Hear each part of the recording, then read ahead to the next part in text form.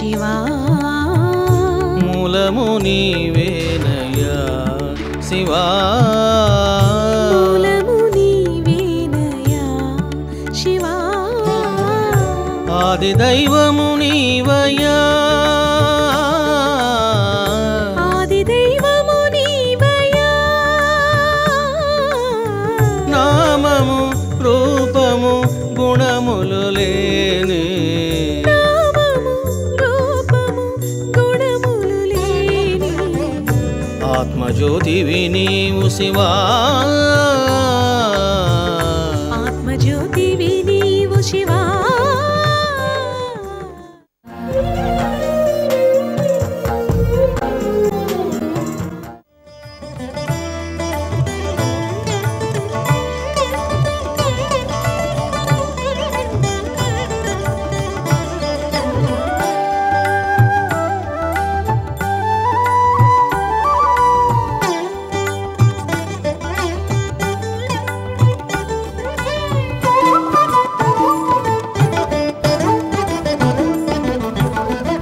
ఎవరయ్యా నీకు సాటెవరయ్యా ఎవరయ్యా నీకు సాటెవరయ్యా ఈ భూమిలోనైనా ఆ దివిలోనైనా ఈ భూమిలోనైనా ఆ దివిలోనైనా ఈ భూమిలోనైనా ఆ దివిలోనైనా ఈ భూమిలోనైనా ఆ దివిలోనైనా లేరురా లేరురా లేరురా లేరురా లేరురా లేరురా సాటెవ్వరు నీకు లేరురా. లాస్ట్ వేదము అధర్వణ వేదము. ఇందులో టోటల్గా 20 కాండలు ఉన్నాయి. 1 to 17 కర్మకాండ, 18, 19, 20 చాప్టర్స్. ఈ 3 చాప్టర్స్లో మాత్రమే ఏముంటుందయ్యా అంటే బ్రహ్మజ్ఞానము నిక్షిప్తమై ఉన్నది. చూశారా? అందుకే స్వామి ఏమంటున్నాడు, వేదాంత సార సర్వస్వం అనకుండగా సర్వ వేదాంత సార సర్వస్వం అన్నాడు. అంటే సర్వ ఉపనిషత్ సారం, సారాంశము ఏమిటి అనేది చెప్తూ ఉన్నాడు. మరి ఏమిటది అని అంటే జ్ఞాన విజ్ఞానమేవచ. చూడండి ఎలా చెప్తూ ఉన్నాడు. నాయన 4 వేదాల సారాన్ని 2 ముక్కల్లో చెప్తా ఉన్నా. జ్ఞాన విజ్ఞానమేవచ, జ్ఞానము విజ్ఞానము అన్నాడు.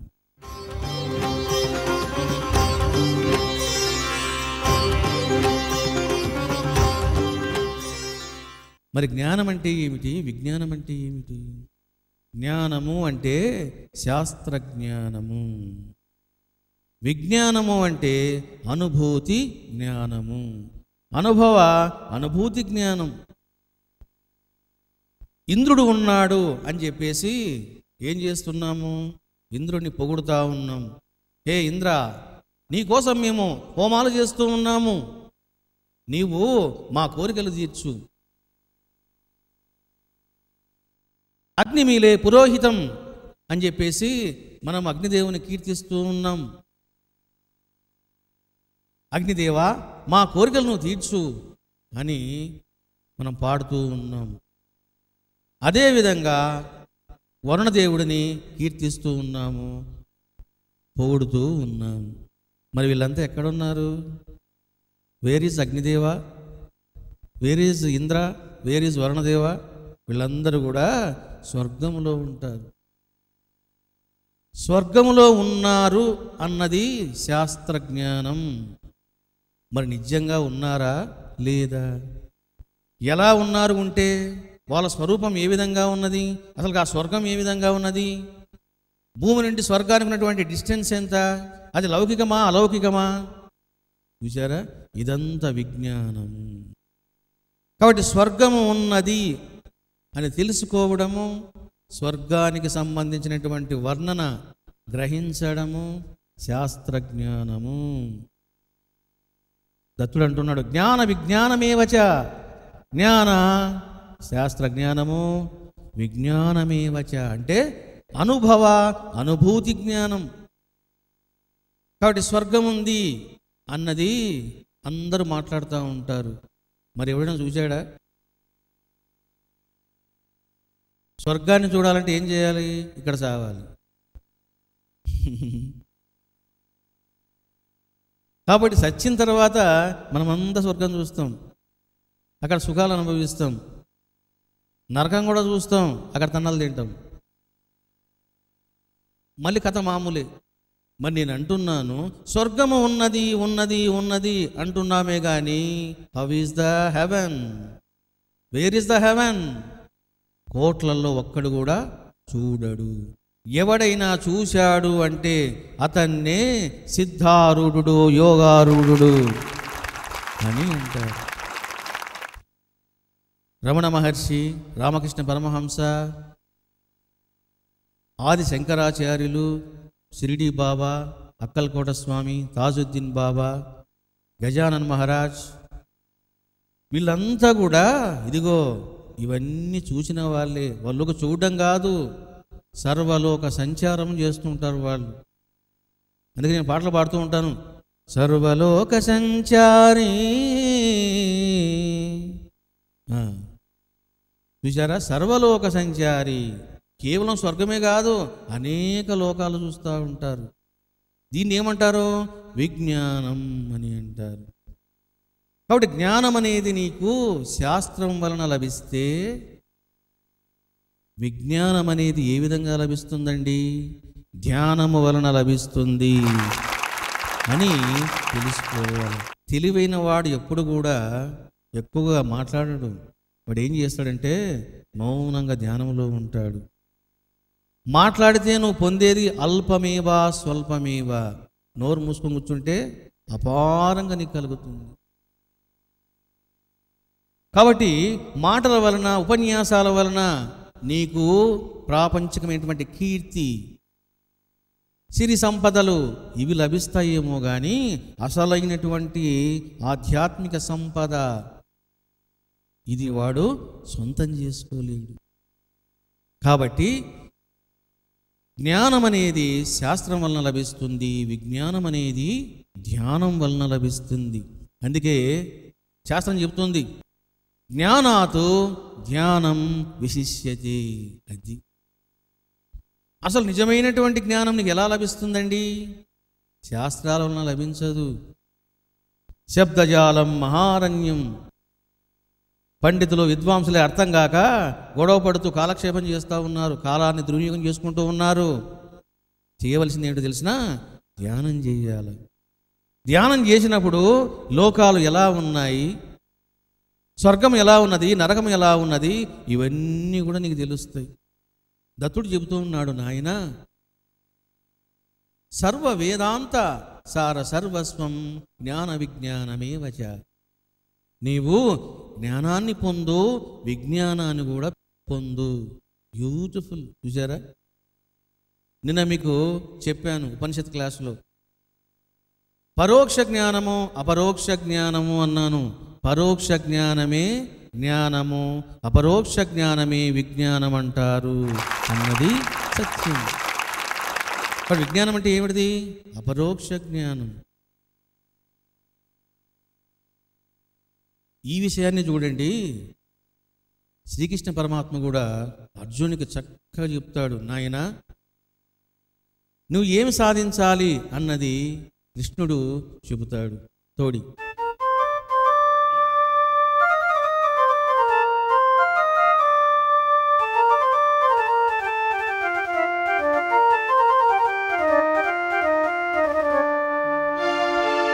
జ్ఞాన విజ్ఞాన తృప్తాత్మా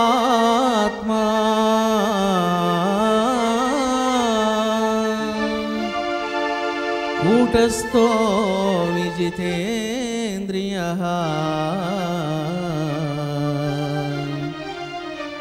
యుక్తయుక్త్యుచ్యతే యోగి సమలోష్టాస్మ కాంచనః. ఆ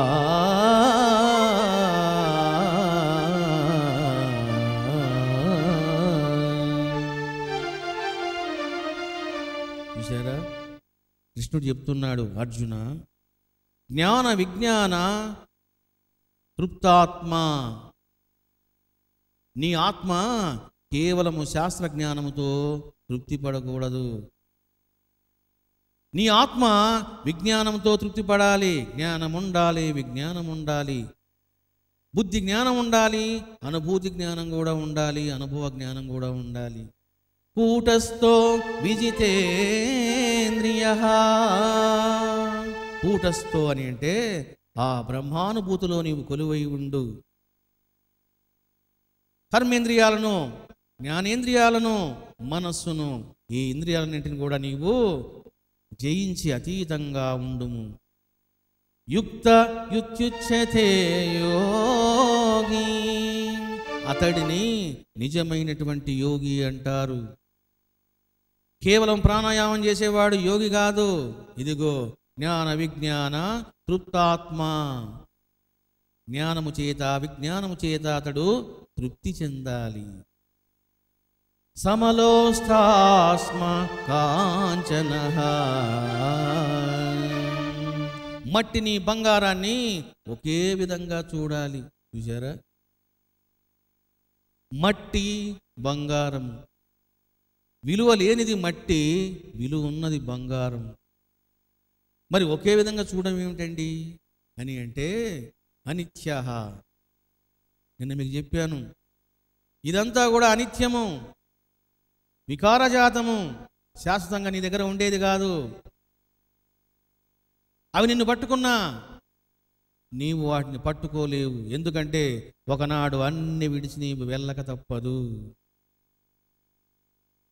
కాబట్టి మట్టిని ఏ విధంగా చూస్తావో బంగారును కూడా ఆ విధంగా చూడు. నువ్వు ఆ విధంగా చూడాలి అంటే కేవలం శాస్త్ర జ్ఞానం నీకు పనికిరాదు. నీకు అనుభూతి జ్ఞానం కూడా ఉండాలి. అప్పుడే నీవు నిజమైనటువంటి యోగి అవుతావు అన్నాడు శ్రీకృష్ణ పరమాత్మ.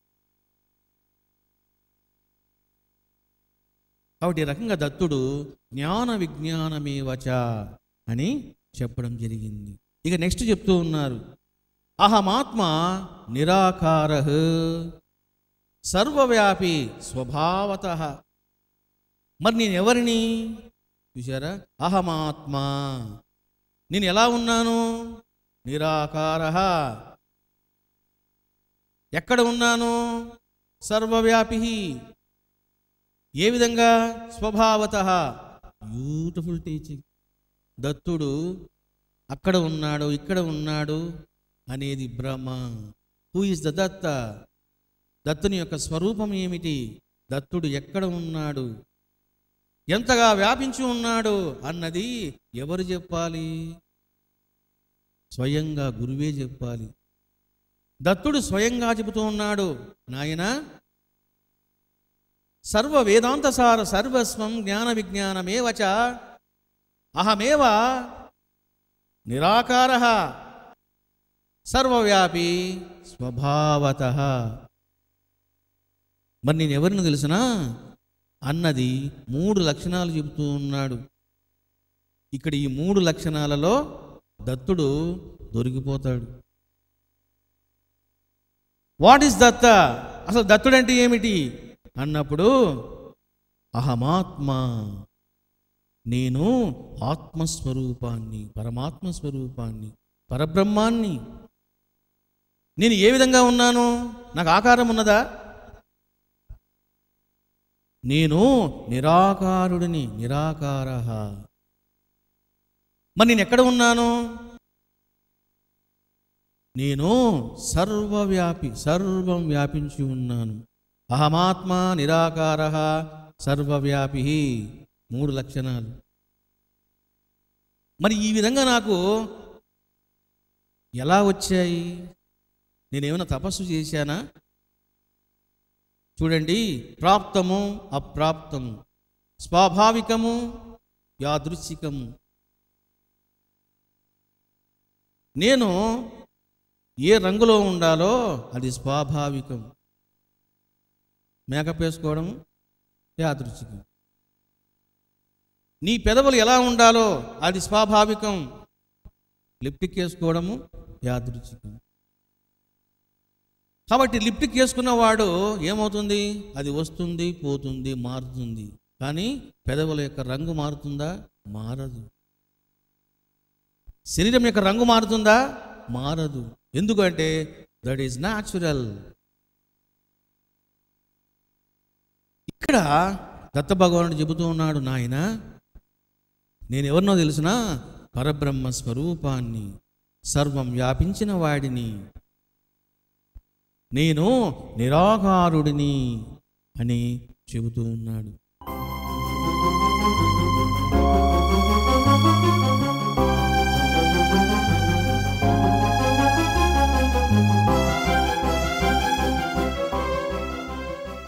ఇది నిజమైనటువంటి టీచింగ్ అంటే. చూడండి, కృష్ణుడు ఉన్నాడు. అహమాత్మా గుడాకేశ సర్వభూత శయస్థిత అన్నాడు.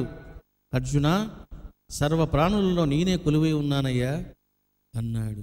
అహమాత్మ. చూసారా, కృష్ణుడు ఆత్మ అంటున్నాడు, అహమాత్మ అని దత్తుడు కూడా అంటున్నాడు. మరి ఎవరు ఆత్మస్వరూపము అని అంటే, చూసారా, ఇక్కడనే ముడులు దొరికిపోతాయి, ముడులు వీడిపోతాయి. ఏమిటంటే ప్రతి జీవి కూడా పరబ్రహ్మ స్వరూపమే అన్నటువంటి జ్ఞానము కలుగుతుంది. కృష్ణుడు పరబ్రహ్మమే, దత్తుడు పరబ్రహ్మమే. మరి నువ్వెవరివి? పనికిమాలిన వాడవా? నీవు కూడా పరబ్రహ్మానివి. కాకపోతే వాళ్ళు తెలుసుకున్నారు, నువ్వు తెలుసుకోలేదు. వాళ్ళు సమాధిలో ఉన్నారు, నువ్వు సమాధిలో లేవు, నువ్వు నిద్రలో ఉన్నావు. ప్రతి మనిషి కూడా పరబ్రహ్మ స్వరూపమే అనే విషయం మనము తెలుసుకున్నాము. అహమాత్మ గుడాకేశ సర్వభూత శయస్థిత అన్నాడు. చూసారా, సర్వభూత శయస్థిత, అంతటా వ్యాపించి ఉన్నాను. దత్తుడు ఏమంటున్నాడు?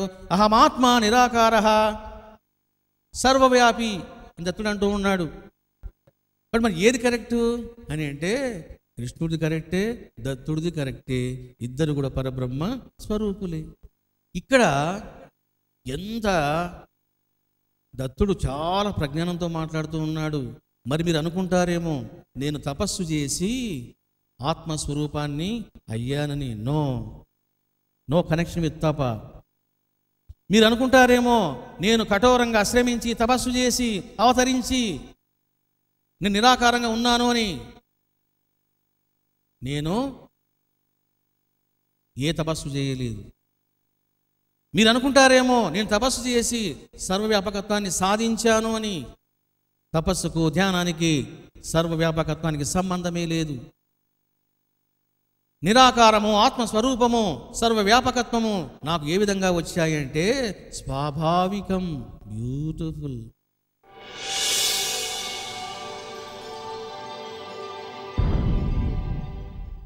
సిద్ధ గురు శ్రీ రమణానంద మహర్షి వారు రచించి స్వరపరచి గానం చేసిన సమ్మోహన గానామృత మెగా ఆడియో ఆల్బమ్స్ శివం పరమశివం, ఈశ్వరం పరమేశ్వరం. 90 వాయిద్యాలతో 26 చరణాలతో మహర్షివారు సృష్టించిన అద్భుత మెగా ఆల్బమ్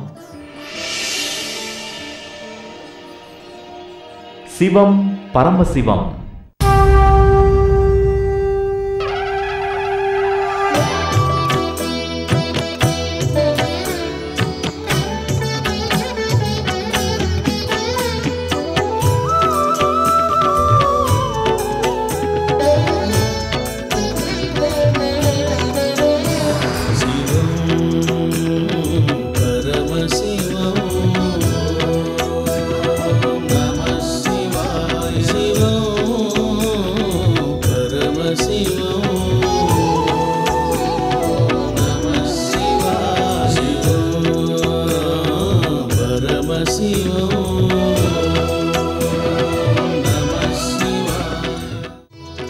పరమశివుడు నిరాకారుడు, సాకారుడు.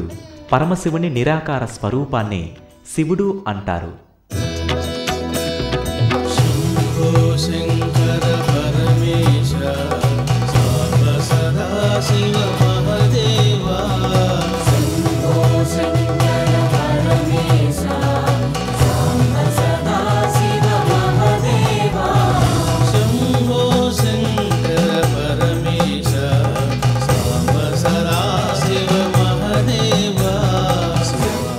వేదాల, ఉపనిషత్తుల, స్మృతుల, ఇతిహాసాల, పురాణాల, ఆగమాల, నిగమాల అపార జ్ఞానముతో, సకల శాస్త్ర పరిజ్ఞానముతో మరియు శివ సాక్షాత్కారం పొందిన స్వీయానుభూతితో శివుని నిరాకార స్వరూపాన్ని, శివతత్వాన్ని సిద్ధగురు శ్రీ రమణానంద మహర్షి వారు వర్ణించి సమ్మోహన గంధర్వ గానం చేసిన mega audio album Shivam Paramasivam.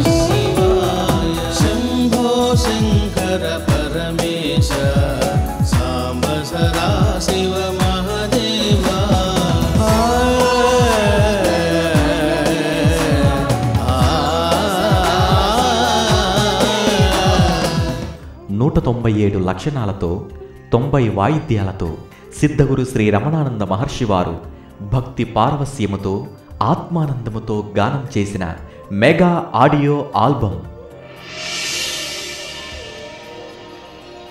శివం పరమశివం.